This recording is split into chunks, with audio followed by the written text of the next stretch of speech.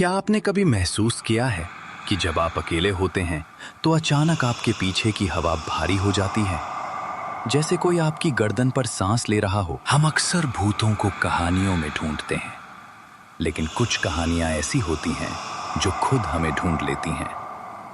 आज की कहानी किसी काल्पनिक फिल्म का हिस्सा नहीं है। ये उत्तराखंड के उन घने जंगलों के बीच दबे एक ऐसे गांव की दास्तान है जिसका नाम सरकारी नक्शों से मिटा दिया गया। उस गांव का नाम है कुरूपताल।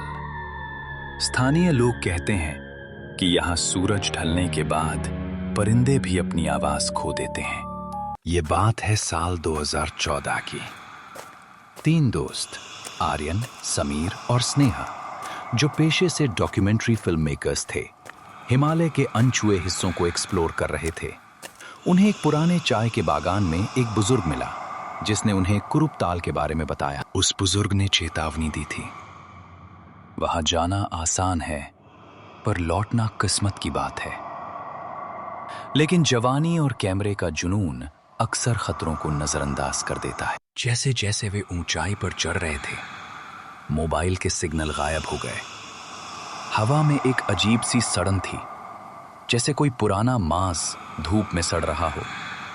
शाम के 5 बज रहे थे, लेकिन पहाड़ों की छाया ने ऐसा अंधेरा कर दिया था जैसे आधी रात हो। तभी उन्हें सड़क के किनारे एक पत्थर मिला जिस पर लिखा था, यहां से वापस मुड़ जाओ, आगे सिर्फ खामोशी है। जब वे गांव पहुंचे तो नजारा हैरान करने वाला था। कुरूपताल कोई उजाड़ खंडहर नहीं लग रहा था। घर बिल्कुल ठीक थे, चूल्हे में राख ताजी थी, यहां तक कि बर्तनों में खाना भी रखा था। लेकिन एक भी इंसान नहीं था, न कुत्ता, न बिल्ली, ना ही कोई परिंदा। समीर ने कैमरा ऑन किया।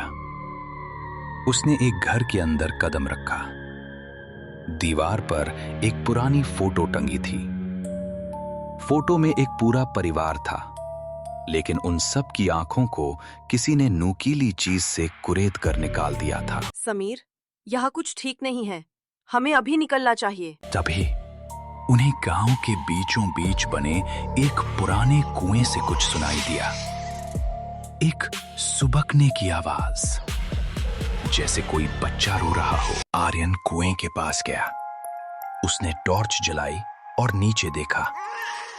नीचे पानी नहीं था, नीचे सिर्फ हजारों की तादाद में चूड़ियां टूटी हुई पड़ी थीं, और उन चूड़ियों के बीच बैठा था एक छोटा बच्चा जिसका चेहरा पीछे की तरफ मुड़ा हुआ था। जैसे ही टॉर्च की रोशनी उस पर पड़ी, वो बच्चा नहीं रहा। वो अचानक एक लंबी काली परछाई में तब्दील हो गया और कुएं की दीवारों पर रेंगते हुए ऊपर आने लगा। वे तीनों अपनी जान बचाकर अपनी कार की तरफ भागे, लेकिन कार स्टार्ट नहीं हुई। इंजन ऐसा व्यवहार कर रहा था जैसे कोई उसे अंदर से जकड़े हुए हो। समीर चिल्लाया, भागो! वे जंगल की तरफ भागे, लेकिन जंगल भी उनका साथ नहीं दे रहा था। पेड़ अपनी जगह बदल रहे थे। वे जितनी दूर भागते, वापस उसी कुएं के पास पहुंच जाते।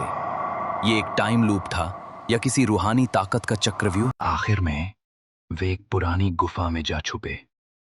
वहां स्नेहा को एक फटी हुई डायरी मिली। वो डायरी इस गांव के आखिरी सरपंच की थी। तारीख 14 नवंबर 1962। हमने उसे बुला लिया है। अकाल से बचने के लिए हमने अपनी आंखों का बलिदान दिया। अब वो खुश है, लेकिन वो और मांग रहा है। उसे बाहर के लोग चाहिए। अगर कोई आए तो उसे जाने मत देना, वो हमें देख रहा है। अगली सुबह वो कार सड़क किनारे मिली। कार का दरवाजा खुला था। अंदर समीर का कैमरा पड़ा था।